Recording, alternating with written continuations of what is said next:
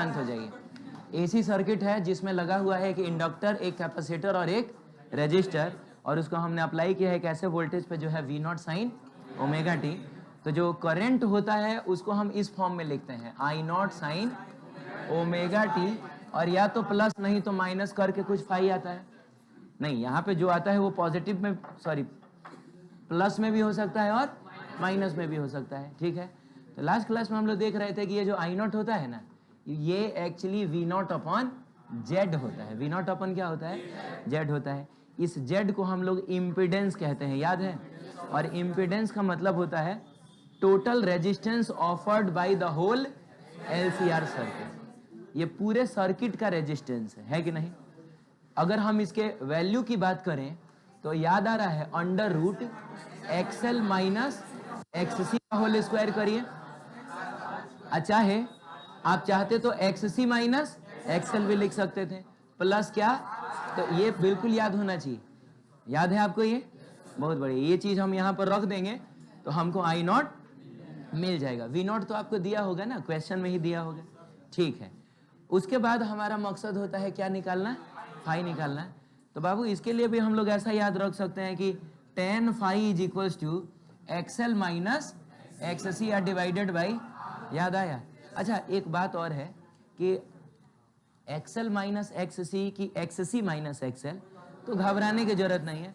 दोनों में से जो बड़ा होगा उसको पहले रख लेना, जो छोटा होगा उसको बाद में रख लेना। बात समझ में आई? जो बड़ा होगा उसको पहले रखना, जो छोटा होगा उसको बाद में रखना। यहां पर भी हम वही कर सकते हैं, एक्सएल माइनस एक्ससी की एक्ससी माइनस एक्सएल, तो जो बड़ा होगा पहले रख लेना, छोटा होगा बाद में रख लेना, ऐसे कर लेना। लेकिन प्लस है कि माइनस है, ये जानने के लिए ना अच्छा ये रहता है कि हम ग्राफ ड्रॉ करें। एक्चुअली उसको ग्राफ ड्रॉ करना नहीं कहा जाता है, फेजर्स ड्रॉ करें। क्या ड्रॉ करें? फेजर। और मैंने आपको ये एक्सी एक्सएल इन सब का फेजर ड्रॉ करना बताया था ना, तो बताइए ऊपर में किसको रखा जाता है? ऊपर में रखा जाता है एक्सएल को, नीचे में रखा जाता है एक्ससी को, और बाबू इधर किसको रखा जाता है? आपको याद आया? इसी का जो रिजल्टेंट होगा वो हमको जेड देता है। तो अगर मैं आपसे पूछूं कि बड़ा कौन कौन है इसमें, तो ऊपर वाला ना बड़ा है। तो अगर ऊपर वाला बड़ा है तो जाहिर सी बात है जो इन दोनों का रिजल्टेंट होगा वो कहाँ आएगा? ऊपर आएगा। और ये एक्सएल एक्सएल माइनस, आखिरी बार बोल रहा हूँ तुम दोनों से, होश खराब कर दूंगा मैं अभी, मजाक चल रही इधर।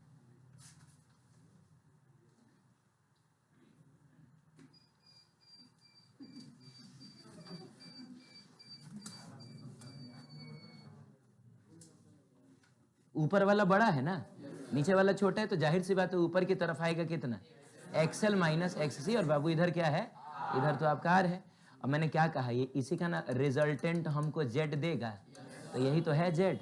और अगर आपको ये निकालना होगा तो आप क्या करिएगा? Under root this square plus this square. और ध्यान से देखा जाए तो वही ना लिखा हुआ है, under root XL minus XC का होल स्क्वायर प्लस आर का होल स्क्वायर। ठीक है, क्लियर है? तो ये तो हम डायरेक्ट फार्मूला भी याद रख सकते हैं, चाहे ऐसे भी बनाएंगे तो वही आएगा। लेकिन सवाल ये है कि हम इसमें फाई कैसे कंसीडर करें। तो फाई का मतलब होता है phase difference between voltage and current. और यहाँ पर देखा जाए तो फेज डिफरेंस साफ साफ दिखाई दे रहा है ना, फाई यहाँ पे है। और फेज का मतलब क्या होता है? एंगल ही ना होता है। तो कहीं ना कहीं फेज डिफरेंस यानी फाई का मतलब हो गया करेंट और वोल्टेज के बीच का एंगल। अब कल मैंने आपको बताया था कि जिधर रेजिस्टेंस उधर करेंट, और जिधर जेड उधर वोल्टेज, तो इधर की तरफ आपका कौन होगा बताइए? वोल्टेज होगा। तो करंट और वोल्टेज के बीच का जो एंगल होगा वही होगा दोनों के बीच का फेज डिफरेंस। ठीक है, यानी उसी एंगल को हम लोग फाई बोलेंगे। अब ध्यान से देखा जाए तो आप ये वाला ट्रायंगल देखिए, ये वाला कौन सा ट्रायंगल देखिए? ये वाला ट्रायंगल देखिए। इस ट्रायंगल में tan फाई अगर आप लिखिएगा तो दिस बाय दिस लिखिएगा। दिस का मतलब दिस ना, दिस का मतलब एक्सएल माइनस एक्सी ना, है कि नहीं? और दिस का मतलब क्या? आर। तो हो गया tan phi is equal to हो जाएगा XL minus XC divided by R हो जाएगा। बोलिए जल्दी। तो यहां से हम चाहें तो अपना फाई निकाल लेंगे ना, tan को उधर भेज लेंगे तो tan इनवर्स वो वाला हो जाएगा। सवाल यह है कि बताइए इस सिचुएशन में हम लोग प्लस फाई लिखे कि माइनस फाई लिखें? तो कोई बात नहीं है, हम लोग किसका इक्वेशन लिख रहे हैं? करंट का इक्वेशन लिख रहे हैं। और बाबू करंट जो है हमको साफ साफ दिख रहा है कि वोल्टेज से पीछे है, करंट पीछे है वोल्टेज आगे है। तो अगर करंट पीछे है तो करंट वाले इक्वेशन में -5 ही ना आएगा, बोलिए ना। वोल्टेज का फेज है ओमेगा टी, तो ओमेगा टी में से फाई को माइनस ही ना करना होगा। तो इस सिचुएशन में देखा जाए तो बाबू यहाँ प्लस नहीं आके यहाँ क्या आएगा, यहाँ पर माइनस आएगा। ठीक है, हम जब एग्जाम्पल करेंगे ये बढ़िया से क्लियर होगा। ठीक, लेकिन अगर बताइए क्या हो कि नीचे वाला बड़ा हो जाए ऊपर वाला छोटा हो जाए, ऐसा भी हो सकता है। मान लीजिए ये एक्स सी ही बड़ा हो जाए, एक्सएल जो है वो छोटा हो जाए और इधर की तरफ क्या है, आर है। ठीक है, तो आप बताइए कि नीचे वाले में से ऊपर वाले को घटाइएगा तो रिजल्टेंट तो नीचे ही ना आएगा, और अब की बार ये एक्स सी माइनस एक्सएल आएगा और ये कितना हो जाएगा, आर हो जाएगा। और जो जेड है अब की बार इधर ना आ रहा है, जेड इधर आ रहा है। अब अगर आपसे कोई पूछेगा जेड कितना है तो under root this square plus this square. ठीक है, ए और बी अगर ये हो तो रिजल्टेंट होता है under root A square plus B square. तो इस केस में ये आ जाएगा एक्स सी माइनस एक्सएल का whole square plus R square ना। और अगर मैं आपसे पूछूं कि फेज डिफरेंस कितना है, तो मैंने आपसे क्या कहा है, जिधर रेजिस्टेंस उधर करंट, तो इधर की तरफ हम लोग करंट ले लेंगे, आई नॉट ले लेंगे, और इधर की तरफ हम लोग वोल्टेज ले लेंगे। तो दोनों के बीच का जो एंगल होगा वही ना दोनों के बीच का फेज डिफरेंस होगा।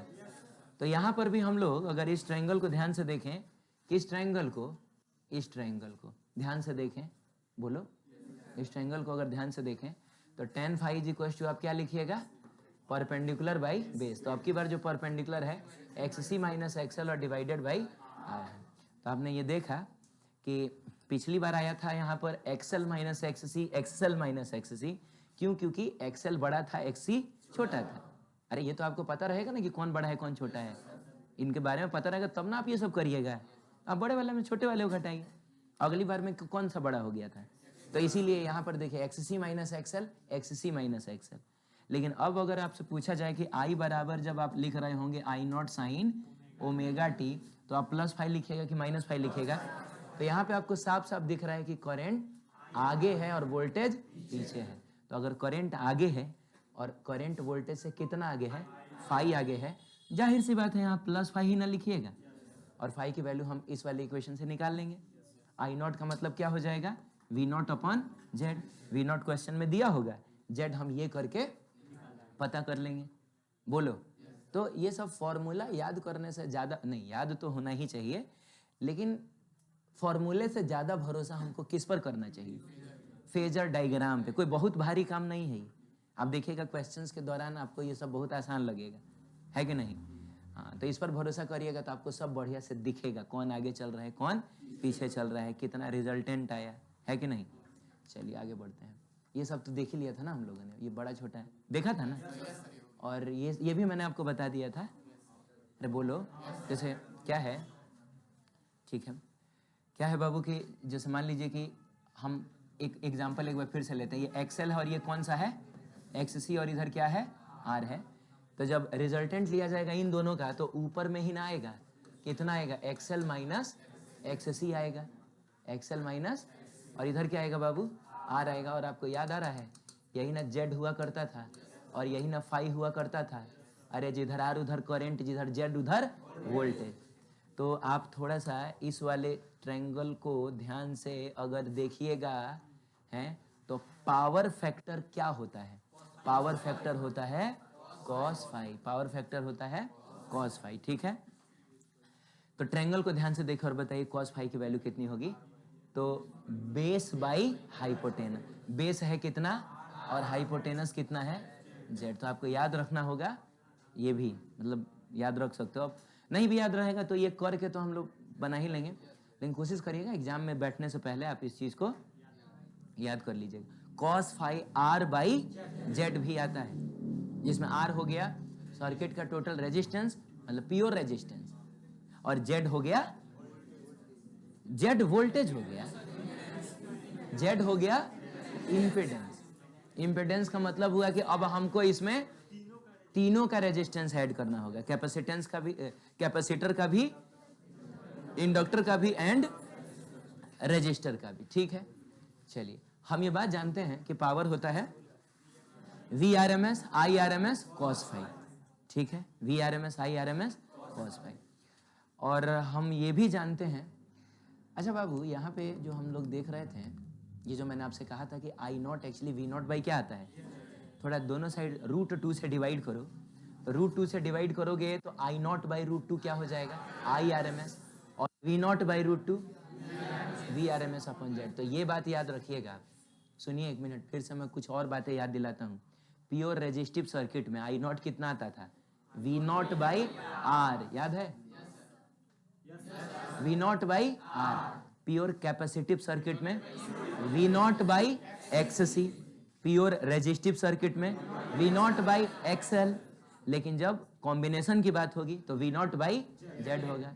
सेम चीज हम लोग आरएमएस करंट और आरएमएस वोल्टेज के लिए भी बोल सकते हैं। प्योर रेजिस्टिव सर्किट में I RMS V RMS upon R. Pure resistive circuit V RMS upon R, capacitive circuit V RMS upon X C, inductive circuit V RMS upon XL, लेकिन अगर combination होगा तो वी आरएमएस अपॉन जेड हो जाएगा। Clear है? तो यहाँ पर अगर मैं मान लो बाबू, यहाँ पर मैं इस, जैसे मैं यहाँ पे लिखता हूँ कहीं आई आर एम एस कितना आया अभी, V R M S upon Z आया ना, तो यहाँ पर मैं वी आर एम एस को ऐसे ही रहने देता हूँ और आई आर एम एस की जगह पे मैं लिखना चाह रहा हूँ V R M S upon क्या, जेड। और कॉस फाई अभी अभी हम लोगों ने देखा आर बाई, तो आर बाई जेड होता है। तो यहाँ से ये हो जाएगा वी आर एम एस का square into R divided by Z. ये गंदा सा कुछ है, ये बहुत गंदा सा है, मतलब इसको याद करने से बढ़िया हम यही याद रखें। कुछ अच्छा आया क्या? मुझे लगा कुछ बढ़िया आ जाएगा, नहीं बढ़िया आया। लेकिन रुकिए, अगर हम चाहें तो वी आर एम एस की जगह पे I R M S into Z तो रख सकते हैं ना। तो आइए अब हम इस चीज को एक बार फिर से देखते हैं अगेन, लेकिन अब की बार हम वी आर एम एस की जगह पे I R M S into Z, और ये आई आर एम एस तो खैर पहले से था ना, और कॉस फाई का मतलब हुआ आर बाई जेड, जेड से जेड कट गया, ये आ गया आपका आई आर एम एस का स्क्वायर इंटू आर। ये बताओ ये खूबसूरत सा है कि नहीं, ये बढ़िया है कि नहीं, ये बढ़िया है गुरु। आई आर एम एस का स्क्वायर इंटू, तो एक बात बताता हूं मैं आपको, आप सुनना चाह रहे हैं? बात ये है कि देखिए एक मिनट, ये जो पावर का फॉर्मूला हम लोगों ने पढ़ा था V R M S into I R M S, चाहे वी आर एम एस का स्क्वायर अपॉन चाहे आई आर एम एस का स्क्वायर इंटू, पता है ये किसके लिए पढ़ा था? प्योर रेजिस्टिव सर्किट के लिए। प्योर रेजिस्टिव सर्किट के लिए ये भी होता है, ये भी होता है, ये भी होता है, नहीं समझ में आया? लेकिन अगर प्योर रेजिस्टिव सर्किट ना हो तब हमको भरोसा करना होता है किस पर? इस पर, V R M S I R M S cos phi करना होगा।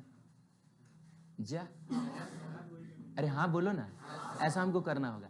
लेकिन एक और कमाल की बात बताऊं, प्योर रेजिस्टिव सर्किट का ये वाला जो रिजल्ट है ना, ये किसी भी कंडीशन के लिए वैलिड होता है।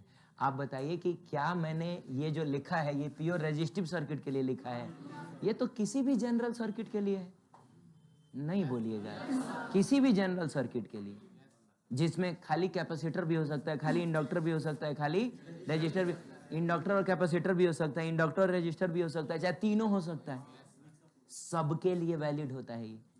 एक बार फिर से बताइए, I R M S square into R किस टाइप के सर्किट के लिए वैलिड है? सबके लिए वैलिड। लेकिन वी, ज्यादा जोश आ गया था, आई स्क्वायर आर, अच्छा जब मैं आई स्क्वायर आर बोल रहा हूं ना, आई आर एम एस में मानना, आई स्क्वायर आर सबके लिए वैलिड होता है, लेकिन वी स्क्वायर बाई आर सबके लिए वैलिड कहाँ है? वी स्क्वायर बाई आर करने की कोशिश तो की थी हमने, अजीब गंदा सा नहीं आ गया? तो ये सबके लिए वैलिड नहीं है, ये सबके लिए वैलिड नहीं है, लेकिन ये सबके लिए वैलिड होता है। आई स्क्वायर आर सबके लिए वैलिड होता है, याद रखोगे ये बात? हम लोग आगे बढ़ सकते हैं। चलिए ये देखिए, आपके सामने एक सर्किट है जिसमें आपको इंडक्टर रेजिस्टर कैपेसिटर सब दिख रहा होगा, सब दिख रहा है, हाँ, और आपको बोल रहा है कि right the equation of current. हम जानते हैं करेंट का जो इक्वेशन होगा वो कुछ इस फॉर्म का होता है, I not sine omega T plus कितना फाई, ऐसा ही ना होगा, प्लस होगा चाहे माइनस होगा, वो हम लास्ट में ना डिसाइड करेंगे कि प्लस में आ रहा है कि माइनस में आ रहा है। लेकिन सबसे पहले बताइए आई नॉट आखिर होगा कितना?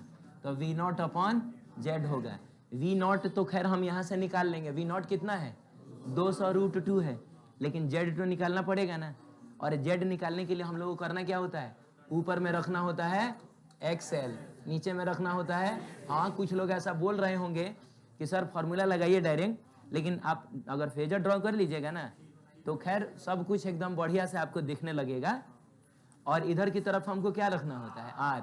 तो R को लेकर टेंशन नहीं है, R हमको दिया हुआ है। बताइए सर्किट का प्योर रेजिस्टेंस कितना है, 100 ओम।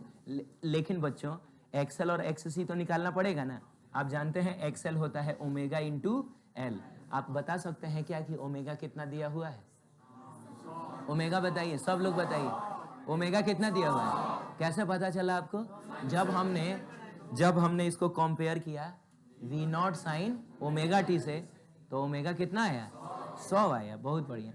तो बाबू हम ओमेगा की जगह रखेंगे 100, और L कितना है, 1 है। अरे इंडक्टेंस 1 ही ना है, तो मिला जुला के ये तो ओम में आएगा। कितना ओम आ गया, 100 ओम। तो XL आ गया आपका 100 ओम। बोलिए जल्दी XL आ गया कितना, 100 ओम। XC क्या बोल लो तो बाबू, XC, ठीक है।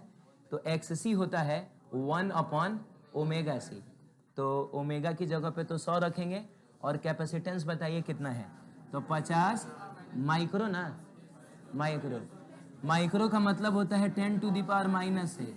और बताइए C की जगह, नहीं हो तो गया, ओमेगा की जगह 100 और C की जगह पे 50 माइक्रो। और मैं यहाँ कोई यूनिट नहीं रख रहा हूँ, मैं सीधे लास्ट में क्या लिखने वाला हूँ, ओम लिखने वाला हूँ। आइए हम इसको थोड़ा और सॉल्व करते हैं बढ़िया से। 1 में जाएगा ये, बताइए शांत हो जाए एकदम।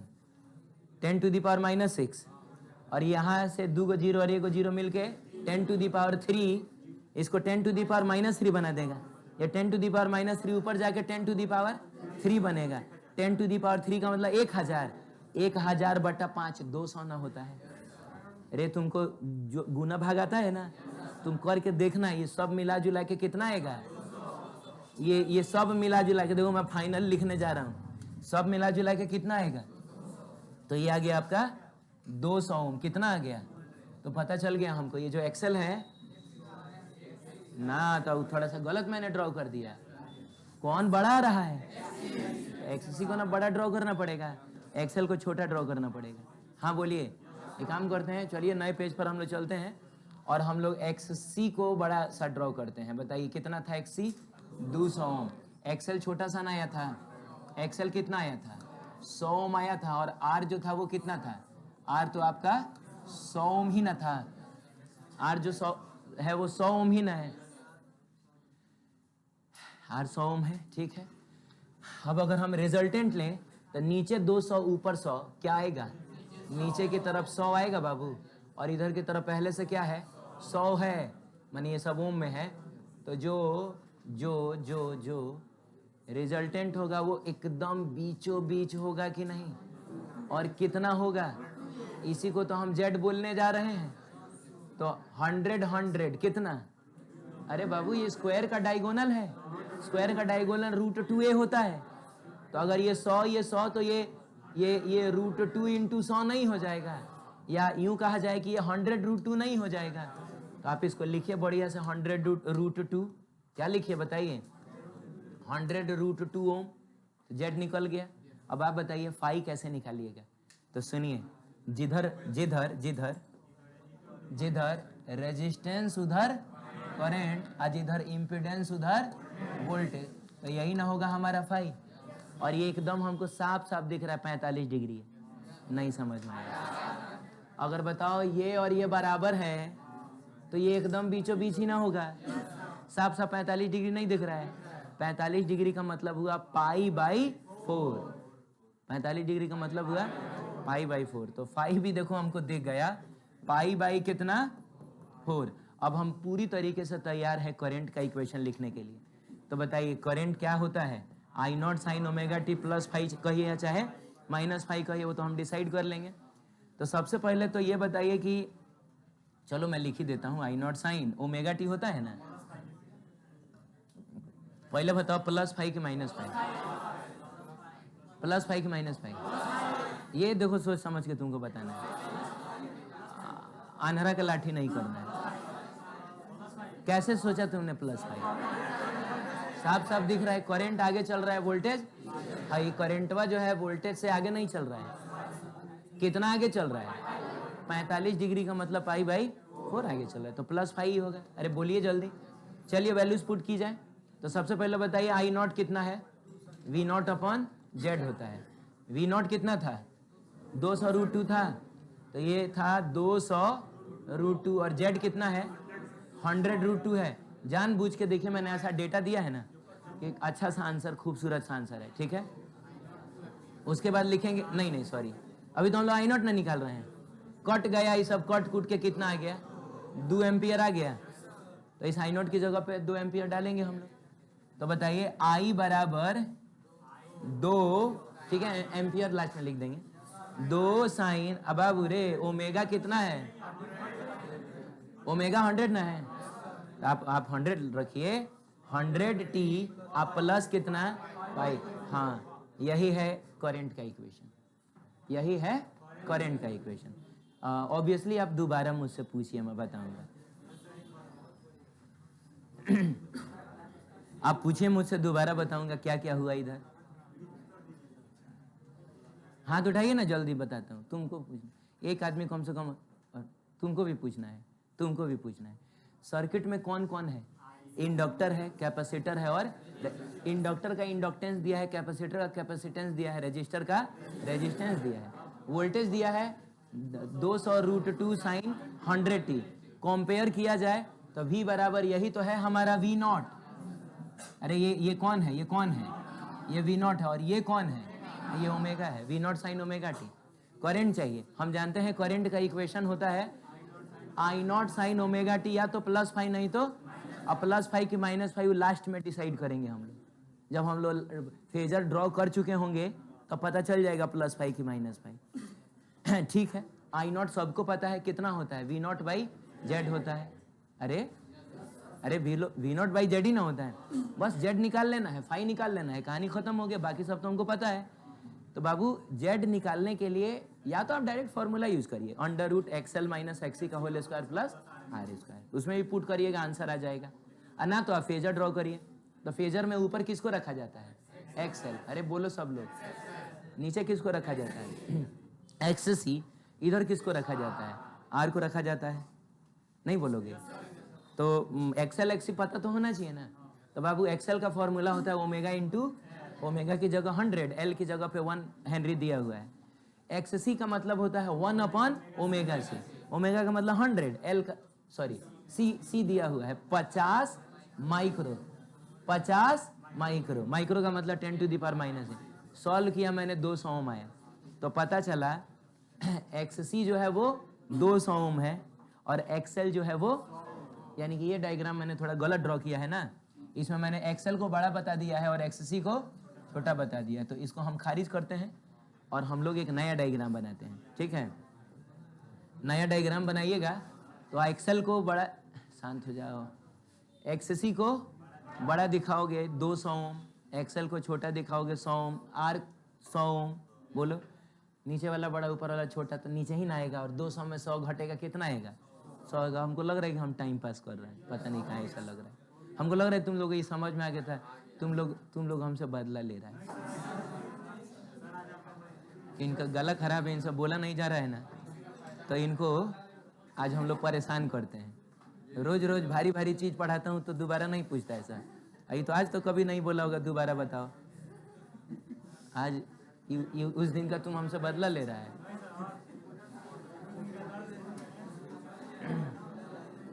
तुम इसका दोस्त है, तब ठीक, कोई बात नहीं है, जब टाइम पास हो ही रहा है तो हो ही जाए। बताइए, नीचे की तरफ 100, इधर की तरफ 100, तो बताओ रिजल्टेंट जो होगा, रिजल्टेंट 100√2 ही ना होगा, और वही रिजल्टेंट तो आपका जेड होता है। सारे रिएक्टेंसेस का रिजल्टेंट क्या होता है? इम्पीडेंस, यानी कि जेड होता है। तो ठीक है, जेड हमने निकाल लिया। रही बात फाई निकालने की, तो जिधर रेजिस्टेंस उधर करंट, जिधर इम्पीडेंस उधर वोल्टेज, तो करंट और वोल्टेज के बीच का जो एंगल है फाई, वो हमको यहाँ साफ साफ दिख रहा है, कितना है? 45 डिग्री। अगर आपको साफ साफ नहीं दिखता तो आप क्या करते पता है? आप लिखते tan फाई बराबर, क्या लिखते बाबू? tan फाई बराबर तो दिस बाय दिस करते हैं तो दिस कितना है, अरे ये कितना है, और दिस भी कितना है। तो आपको नहीं लग रहा है कि 100 ओम डिवाइडेड बाई, तो ये 1, और 10 कितने डिग्री की वैल्यू 1 होती है, 45 डिग्री की, बोलिए ना। तो खैर ये तो कॉमन सेंस से समझ में आ रहा था कि चूंकि बीचों बीच है तो वैसे भी 45 डिग्री होगा, and the 45 degree is π/4 in radian. तो अब हम लोग बच्चे नहीं रहे कि अब हम डिग्री में लिखेंगे, हम लोग रेडियन में लिखेंगे, ठीक है। तो बस हो गया, आई नॉट की जगह पे वी नॉट अपन जेड लिखना होता है ना, वी नॉट की जगह 200√2 दिया है, तो 200√2 और जेड आपने निकाल लिया 100√2, तो 2 एम्पियर आ गया वी नॉट ना बाबू। और +5 के -5, ये इस पर भी तो चर्चा करनी होगी। करंट आगे चल रहा है, वोल्टेज पीछे चल रहा है, बोलो। करंट आगे चल रहा है, वोल्टेज पीछे चल रहा है, तो करंट आगे चल रहा है तो +5, इसीलिए +π/4, क्लियर है। चलिए बिहार बोर्ड,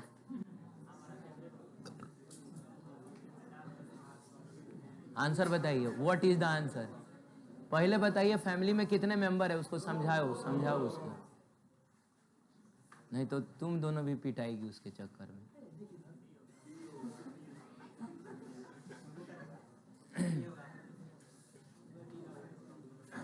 समझा दी।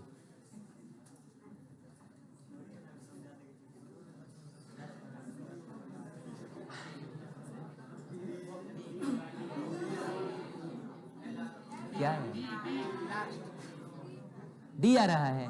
अरे फैमिली में 2 ही मेंबर है भाई, एल है और हमसे इम्पीडेंस पूछा है, इम्पीडेंस ही ना पूछा है, तो इम्पीडेंस निकालने के लिए सारे रिएक्टेंसेस का वेक्टर सम लें। तो जब एल है आर है तो एक्सएल कहाँ आएगा, ऊपर, और आर कहाँ जाता है, इधर। तो यही ना दूगो है, तो दुए को ड्रॉ करेंगे, तो इसका रिजल्टेंट जो होगा बच्चों वही ना हमको जेड देगा। और आप जानते हैं ना, अगर ये होता है ये बी होता है, रिजल्टेंट √a² + b² होता है, तो जेड हो जाएगा √। अच्छा एक्सएल कितना होता है, ओमेगा इंटू एल नहीं होता है, तो ओमेगा इंटू एल का होल स्क्वायर प्लस कितना r², मिला जुला के हो जाएगा ये कितना, ओमेगा² l² प्लस कितना r²। क्या डी नंबर ऑप्शन नहीं है? अच्छा आप लोगों का भी आ गया था क्या ये, बताइए कितने होशियार आदमी आप लोग। सेमी क्वेश्चन हुआ है वो, मतलब 15-20 में नहीं पूछा है, तो वो गलती से अकेले भी आ गया है। Power factor is equal to, बताइए तो, ये तो अभी मैं बताया था मैंने, आर बाई क्या होता है, देख रहे हो कैसे क्वेश्चन नंबर बांटता है ये। क्या बाबू, अरे क्या बात कर रहे हो, तुमको मजाक लग रहा है क्या? ये जब मैं पढ़ाता हूँ तुमको ये सब मजाक लगता है कि ये सर अपने मन से दे रहा है, ये ऐसा ही है। और एक और बात है, सीबीएसई का तो सिर्फ मैं पिछले 7-8 साल का क्वेश्चन लेता हूँ, बिहार बोर्ड का हम लोग 100% क्वेश्चन देखते हैं, ये बात आप समझिएगा। वो चाहे 2 नंबर वाला हो, 3 नंबर वाला हो, 5 नंबर वाला हो, चाहे ऑब्जेक्टिव हो, 100%, एक क्वेश्चन भी किसी चैप्टर में नहीं छूटेगा।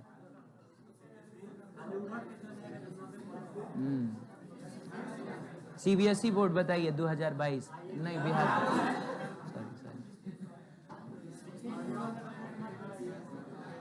चलो मजाक नहीं, आंसर बताओ क्या होगा, जल्दी करो।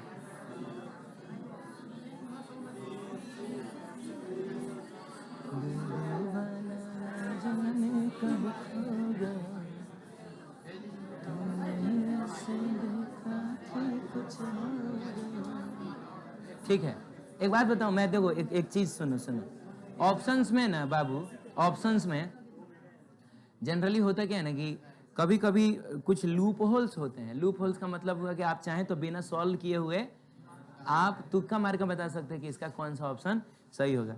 तो जैसे ये क्वेश्चन मैं सवेरे भी करा रहा था, तो मुझको लगा कि यार ये सॉल्व करने वाला क्वेश्चन है ही नहीं, ये तो तुक्का मार के हम बता देंगे।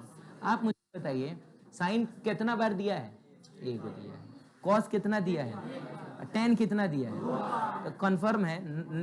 मैंने बिहार बोर्ड नीट कुछ हद तक जेई मेन के लिए कंफर्म है कि आंसर जो होगा सी और डी में सही होगा, क्योंकि अगर साइन आंसर होता ना तो एक और साइन कम से कम जरूर देता, ताकि आपको कंफ्यूज कर सके।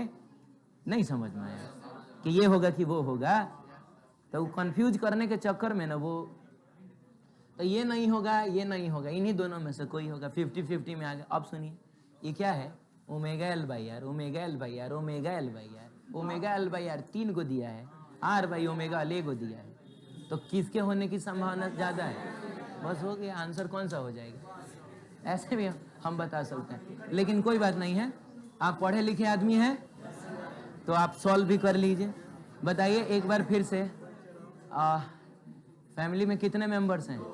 एल और, जाहिर से बात है ऊपर जाएगा एक्स एल जो कि होगा ओमेगा इंटू एल, इधर जाएगा और हमको फेज डिफरेंस का मतलब क्या हुआ? फाई चाहिए ना। तो बाबू फाई क्या होता है? ये होता है जेड, तो यही ना होता है फाई। ये होता है जेड, तो यही ना होता है फाई। आर और जेड के बीच का एंगल, क्योंकि जिधर आर होता है उधर कौन होता है? करंट होता है, और जिधर जेड होता है उधर वोल्टेज होता है। लिख नहीं रहा हूं लेकिन समझ तो रहे हो ना। अब इसमें पहला ऑप्शन में क्या बोल रहा है बताओ तो बाबू। अच्छा जेड कितना होगा बाबू? जेड कितना होगा? तो जेड होगा अंडर रूट और प्लस आर स्क्वायर, यही ना होगा। तो पहले ऑप्शन में साइन के बारे में ना पूछ रहा है, तो तुम बताओ साइन फाई कितना होगा? तो साइन का मतलब होता है परपेंडिकुलर बाई हाइपोटेनस, तो ये हो जाएगा परपेंडिकुलर कितना है? Omega L divided by Z कितना हो जाएगा? Omega square L square plus, यानी कि फाई जो होगा वो साइन इनवर्स इतना होगा। तो क्या ये साइन इनवर्स इतना दिया हुआ है? गलत नहीं हो गया। अगर आप cos फाई भी निकालिएगा तो cos फाई निकालिएगा तो वो क्या होता है? बेस बाई हाइपोटेनस, यानी कि r डिवाइडेड बाई, और हाइपोटेनस बाबू जेड ना है? हाँ तो बोलो जेड है, तो ये हो जाएगा omega square L square plus कितना? R square. बात समझ में आई? अच्छा ठीक है, अरे चलता है रे भाई, है? तुम तो समझ रहे हो ना, सब समझ रहे हो। तो अब बताइए ना, फाई कॉस इनवर्स इतना ना होना चाहिए? क्या कॉस इनवर्स इतना दिया हुआ है? तो गलत हो गया। अब हम लोग थोड़ा सा निकाल लेते हैं, क्या टेन फाई निकाल लेते हैं। नहीं देखिए एक मिनट जरूर है, क्या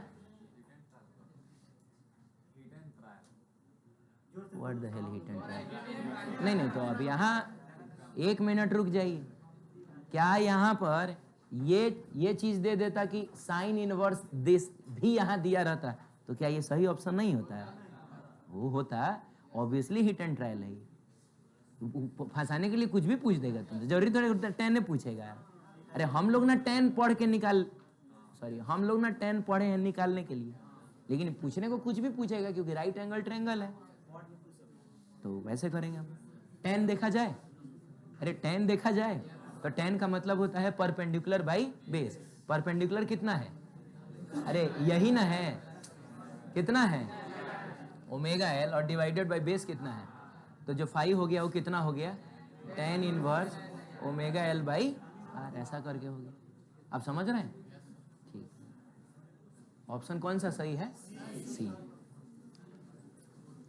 कहता है what is the impedance of capacitor of capacitance in an AC circuit, है कि नहीं? तो बाबू यहाँ बस एक ही चीज है क्या? हाँ तो सुनिए ना, जब फेजर आप ड्रॉ करिएगा तो बस एक्स ही ना ड्रॉ करिएगा, बाकी तो यही ना इम्पिडेंस हो गया जा। अरे बाबू कुछ और होता तब ना रिजल्टेंट लेते हैं। अब 10 न्यूटन का रिजल्टेंट 10 ही न्यूटन होगा, 2 गो फोर्स रहेगा तब ना हम रिजल्टेंट लेंगे। तो प्योर कैपेसिटिव सर्किट का इम्पिडेंस उसका रिएक्टेंस ही होगा। नहीं समझ में आया बाबू? अरे क्या है सर्किट में? सिर्फ कैपेसिटर है, ऑफ कैपेसिटेंस कितना? हमको इम्पिडेंस बताना है, तो इम्पिडेंस के लिए फेजर्स ड्रॉ किए जाते हैं। अब पिछले क्वेश्चंस में एल और आर हुआ करता था तो हम लोग एक्सएल और आर ड्रॉ करते थे। अब की बार बस कैपेसिटेंस है तो एक्स ही ना ड्रॉ करेंगे। तो अब इसका क्या रिजल्टेंट? इसका रिजल्टेंट ये खुद ही होगा, है? तो और ये होगा कितना बताइए? तो 1/ओमेगा सी। तो 1/ओमेगा तो 2 पाई न्यू ना होता है, तो न्यू नहीं दिया हुआ है, न्यू की जगह पे एन दिया हुआ है, फ्रीक्वेंसी की जगह पे एन दिया हुआ है, तो 2 पाई न्यू, और यहाँ पर क्या हो जाएगा? सी हो जाएगा। क्या बाबू? अच्छा सॉरी, हाँ एन होगा, कोई बात नहीं है, तो ये आंसर हो जाएगा। तो इतना आप लिख दीजिएगा तो सीबीएसई आपको 1 नंबर दे देगा। सीधा बैठो तो तुम, टेढ़ा तुम लोग बैठता है, बढ़िया से बैठिए ना एकदम।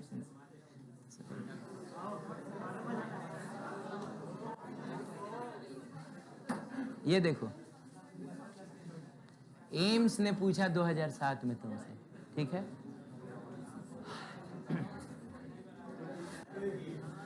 तो ये पागल ही ना बना रहा है। ये इम्पीडेंस का डायमेंशनल फार्मूला पूछ रहा है, का मतलब रेजिस्टेंस का डायमेंशनल फार्मूला पूछ रहा है। खाली बिना मतलब का फंसा रहा है आपको। इसको लग रहा है कि आपको पता ही नहीं है कि इम्पीडेंस भी एक टाइप का रेजिस्टेंस ही होता है। पता है ना आपको? तो बाबू, रेजिस्टेंस का कोई सा डायमेंशनल फार्मूला निकलेगा रे? तार बराबर भी बाई आई कर लेंगे। अब भी आपको याद है W अपन Q होता है, पोटेंशियल वोल्टेज W अपन Q ही ना होता है। पहली बार जन्म हुआ था W अपन Q के फॉर्म में ही, और आई तो आई। हाँ, अगर आपको डायमेंशनल फार्मूला ऑफ रेजिस्टेंस चाहिए तो वर्क का तो रट लिया है तुमने, ml2t-2, और चार्ज का कितना होता है AT, और इसका तो यही ना होगा, बस नीचे से ऊपर लेके जाओ आंसर आएगा। हाँ, ये अलग बात है कि ए ना दे के क्या दिया है, याद है ना? करंट को हम लोग ए से भी डिनोट करते हैं। और अब आप देख लीजिएगा, व्हाटएवर आ जाए इसमें ए आ रहा है। चलिए मैं मान लेता हूँ आपकी बात, ए आ गया। एक्चुअली ये माइनस माइनस है, गलती से ऊपर चला गया। मैं नहीं सॉल्व कर रहा हूँ, लेकिन आ रहा है ना उतना। चलिए मैं आपकी बात, रेसिप्रोकल ऑफ इम्पीडेंस क्या होता है? एडमिटेंस नहीं होता है, एडमिटेंस। तो एडमिटेंस कहा जाता है, ठीक। अब सुनिए, और एक बहुत will you give me 10 minutes of time. बहुत एकदम शांत हो जाओ तो थोड़ा तेजी में हम लोग देखेंगे। बहुत इंपॉर्टेंट चीज देखने जा रहे हैं, LCR सीरीज रेजोनेंस सर्किट, ठीक है बाबू? तो जाहिर सी बात है कि ऐसा सर्किट होगा जिसमें L भी होगा, C भी होगा, L भी होगा और CR भी होगा, L भी होगा और CR भी होगा, तीनों होगा। सुनिए, हमको ना इस सर्किट में मैक्सिमम पावर चाहिए। क्या चाहिए? पहले तो ये बताओ, पावर का लॉस कराता कौन है?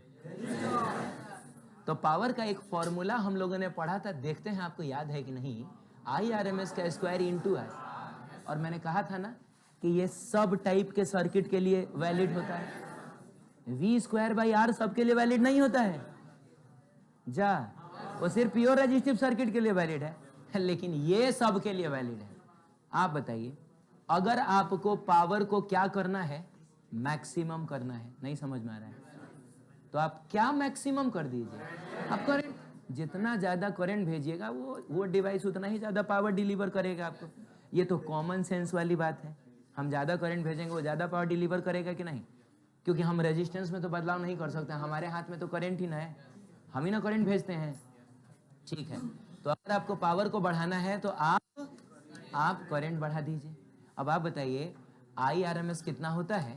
तो IRMS होता है I0/√2, बोलो ना। तो अगर आपको RMS करंट बढ़ाना है तो आप पीक करंट बढ़ा दीजिए। अब आप बताइए, I0 कितना होता है? V0/Z। अगर आपको I0 बढ़ाना है, आप Z को कम कर दीजिए। सुनिए क्या हो रहा है, सुनिए क्या हो रहा है। हो ये रहा है कि अगर आपको पावर ज्यादा चाहिए, यानी करंट ज्यादा चाहिए, तो इम्पीडेंस कम होना चाहिए। ये कोई रॉकेट साइंस नहीं है, ये हम कॉमन सेंस से बता सकते हैं। अरे रेजिस्टेंस जितना कम होगा, करंट उतना ही ज्यादा होगा। अब आप बताइए कि इम्पीडेंस का फॉर्मूला होता क्या है? √XL - XC का होल स्क्वायर प्लस R²। इसी चीज को ना मिनिमाइज करना है। तो इस चीज में ना हम लोग L, C और R में बदलाव नहीं कर सकते हैं, बोलिए जल्दी। लेकिन जब आप XL लिखते हैं तो उस XL में आता है ω_L। जब आप XC लिखते हैं वो आता है, हम बदलाव किस में कर सकते हैं? ओमेगा में बदलाव कर सकते हैं। मैं आपको बताता हूं कि ये जो हम लोग V लिखा करते हैं ना, V0 sin ω_t, उसमें ये omega angular velocity of the armature coil होता है। लाइए आर्मेचर कॉइल लाइए। हाँ, याद आ रहा है पहली बार जब हमने AC वोल्टेज पैदा किया था, 0, 10, 0, याद आया? तो ये नाचता था कि नहीं? तो कुछ एंगुलर वेलोसिटी से नाचेगा ना, वही एंगुलर वेलोसिटी है ये ओमेगा। तो अगर हम इसके नचाने की वेलोसिटी को बढ़ाएं घटाएं तो क्या ये ओमेगा भी बढ़ेगा घटेगा? नहीं। तो हमारे हाथ में यही ओमेगा बढ़ाना घटाना है। तो हम ओमेगा को बढ़ाएंगे घटाएंगे तो क्या बढ़ेगा घटेगा? एक्सएल और एक्ससी बढ़ेगा घटेगा। यानी हमारे हाथ में बदलाव बस इन दोनों में करना है। हे भगवान, हम मेहनत करके क्या बदल सकते हैं? एक्सएल और एक्ससी बदल सकते हैं।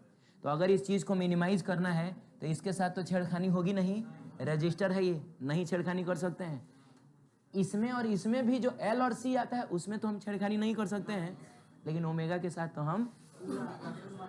तो बाबू ओमेगा को अगर इधर उधर कर दोगे तो एक्सएल और एक्ससी भी तो इधर उधर हो गया। तो बताओ हम क्या करें कि ये चीज मिनिमम हो जाए।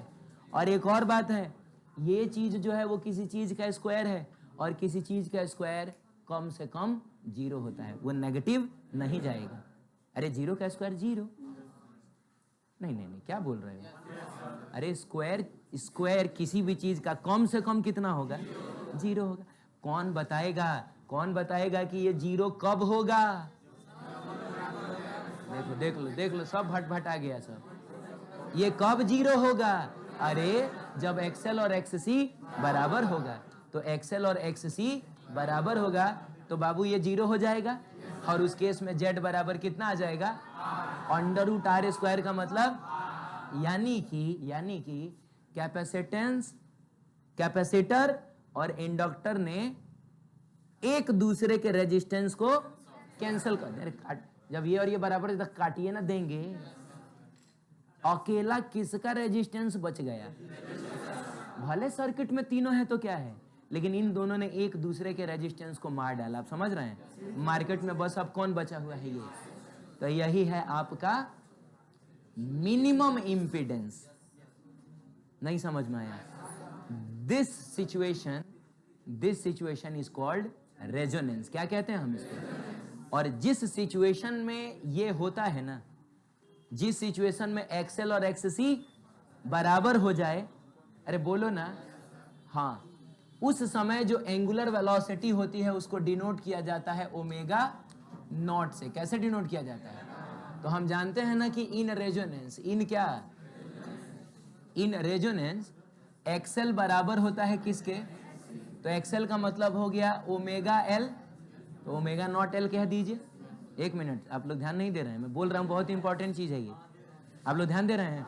मैंने कहा कि जिस समय एक्सएल और एक्ससी बराबर होगा, बोलो, उस समय एंगुलर वेलोसिटी को हम लोग ओमेगा नॉट से दिखाते हैं और इसको पढ़ा जाता है रेजोनेंट एंगुलर फ्रीक्वेंसी। सब लोग मिलकर बोलो, रेजोनेंट एंगुलर फ्रीक्वेंसी।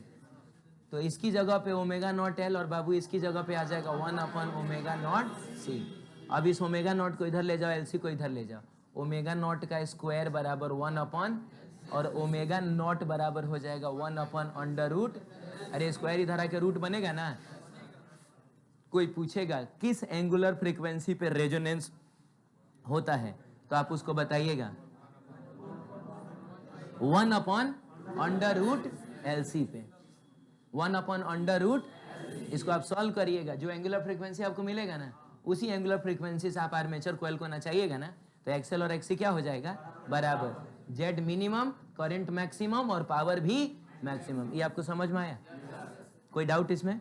चलिए इसी चीज को थोड़ा सा हम फेजर ड्रॉ करके देख लेते हैं। तो बाबू एक्सएल का फेजर कहाँ जाता है? एक्ससी का फेजर कहाँ जाता है? और बताइए आर कहाँ जाता है? इधर जाता है। तो ये और ये बराबर है, दोनों एक दूसरे को कैंसिल कर लेगा। तो आपको नहीं लग रहा है कि यही तो जेड हो जाएगा? आपको नहीं लग रहा है जेड बराबर आर हो गया? फॉर्मूले से भी आ गया था जेड बराबर आर। फेजर भी जब हमने ड्रॉ किया तो एक्सएल और एक्ससी ने एक दूसरे को कैंसिल कर लिया और जेड बराबर कितना आया? बात यह है कि फाई कितना आएगा इस केस में? फाई तो बता ही नहीं रहे हो तुम। फाई कितना आएगा? जल्दी बोलो। 0 कैसे आएगा? तो जिधर आर उधर करंट। बहुत बढ़िया, जिधर आर उधर करंट और जिधर जेड उधर, तो दोनों सेम ही डायरेक्शन में ना आया। तो फाई कितना हो जाएगा? 0। और वैसे भी बाबू याद है tan फाई बराबर हम लोग क्या पढ़ते हैं? XL minus एक्ससी divide. अब एक्सएल और एक्ससी अगर बराबर है, अरे यार एक्सएल और एक्ससी, तो 0/r तो 0 ही ना होगा। तो tan फाई 0, तो फाई बराबर 0, फाई बराबर 0। रेजोनेंस में फेज डिफरेंस कितना होता है? रेजोनेंस के केस में वोल्टेज और करंट सेम फेज में चलता है। किस केस में? सुनिए, अब दो केस हो गया जिसमें करंट और वोल्टेज सेम फेज में चलता है। एक तो प्योर रेजिस्टिव सर्किट, और ना तो अगर तीनों है ना तो रेजोनेंस करा दीजिए। रेजोनेंस करा दीजिएगा, एक्सएल एक्सी एक दूसरे को कैंसिल कर देगा, सिर्फ आर ही बचेगा। अब आप बताइए, बस आखिरी बात हम लोग देख रहे हैं। P बराबर आपको याद है I R M S V R M S into cos. अच्छा हाँ, बता ना, तो कॉस फाइव तो 1 है ना आएगा, तो कॉस फाइव 1 नहीं हो गया है ना बाबू? अब एक और बात बताइए, हम लोग जानते हैं कि आई आर एम एस जो होता है वो V R M S upon Z होता है। अरे V R M S upon क्या होता है? तो जेड बराबर अब की बार आर एन आ गया है, तो ये आर हो जाएगा। इसका मतलब हुआ हम चाहें तो आई आर एम एस की जगह पे V R M S upon R रख सकते हैं, तो वी आर एम एस का स्क्वायर बाई आर आ गया। हम चाहें बच्चों तो वी आर एम एस की जगह पे I R M S into R रख सकते हैं, तो ये आई आर एम एस का स्क्वायर इंटू आर आ गया। यानी कि ये तीनों फॉर्मूला दो केस में वैलिड है। एक तो pure resistive circuit, pure resistive circuit में ये तीनों नहीं आया था, या फिर अगर तीनों है तो किस केस में? रेजोनेंस के केस में। ये समझ में आया आपको? कोई प्रॉब्लम नहीं, कोई डाउट नहीं, कोई समस्या नहीं? चलिए एक और बात देखेंगे, जल्दी से देखेंगे। हम जानते हैं कि एक्सएल बराबर क्या है? एक्सएल बराबर एक्ससी है। दोनों साइड एक काम करो ना, थोड़ा आई नॉट से मल्टीप्लाई करो ना, तो आई नॉट इंटू एक्सएल और आई नॉट इंटू, आप बता सकते हैं क्या होता है ये? चलिए मैं आपको याद दिलाता हूँ। वी नॉट याद है, आई नॉट याद है, आई नॉट याद है, V not upon X C, pure capacitive circuit. तो अगर ये उधर चला गया तो I not into X C V not ही ना होगा, तो ये आई नॉट इंटू एक्सएल जो है वो भी वी नॉट ही होगा, लेकिन किसके अक्रॉस? इंडक्टर के अक्रॉस। इंडक्टर के अक्रॉस पीक वोल्टेज, और ये हो जाएगा बच्चों कैपेसिटर के अक्रॉस पीक वोल्टेज। हाँ बोलो। तो ना सिर्फ रिएक्टेंसेस बराबर होती हैं, बल्कि पीक वोल्टेज भी दोनों के अक्रॉस बराबर होगा। बोलो। और अगर दोनों साइड √2 से डिवाइड कर दें तो V not by √2 V R M S ना हो जाएगा। तो इंडक्टर के across R M S voltage और कैपेसिटर के across R M S voltage, ये भी बराबर होता है, ये भी बराबर होता है। अच्छा एक और बात है, are M S word bar bar question, कभी अगर उसने ऐसा कह दिया ना कि इंडक्टर और कैपेसिटर के अक्रॉस वोल्टेज बराबर है, समझ जाना आरएमएस वोल्टेज बराबर कह रहा है, समझ जाना वो केस कौन सा केस है? रेजोनेंस का केस है। आई बात समझ में? तो चलिए जाते जाते ऐसे ही मुंह जबानी बताते चले जाइए क्या क्या सीखा है। रेजोनेंस के केस में करंट होता है मैक्सिमम, इम्पीडेंस होता है मिनिमम, पावर होता है मैक्सिमम। अरे करंट मैक्सिमम तो पावर भी मैक्सिमम, ये मैक्सिमम पावर ही है सर। बहुत बढ़िया। और उस केस में कौन कौन सा रिएक्टेंस बराबर होता है? कैपेसिटिव रिएक्टेंस और इंडक्टिव रिएक्टेंस, यानी एक्सएल और एक्ससी बराबर होगा, फेज डिफरेंस 0 होगा, इंपीडेंस बराबर होगा रेजिस्टेंस के। अरे बोलो ना, ये समझ में आ रहा है? इंपीडेंस बराबर होगा रेजिस्टेंस के, और पीक वोल्टेज कैपेसिटेंस और कैपेसिटर और इंडक्टर के क्रॉस बराबर होगा, आरएमएस वोल्टेज भी कैपेसिटर और इंडक्टर के क्रॉस बराबर होगा। तो ये सब याद करने वाली बातें हैं, आप समझ रहे हैं? और सब एक दूसरे से लिंक्ड भी थी। तो चलिए हम नेक्स्ट क्लास में मिलते हैं। तो इसके ऊपर ये कुछ क्वेश्चन, पता नहीं क्यों मुझको ऐसा लग रहा है जाते जाते बता के जा सकते हो, चलते चलते बता दोगे। बोल रहा है कि करंट विल बी मैक्सिमम, तो ओमेगा कितना होना चाहिए? 1/√LC नहीं होना चाहिए। ठीक, चलिए मिलते हैं।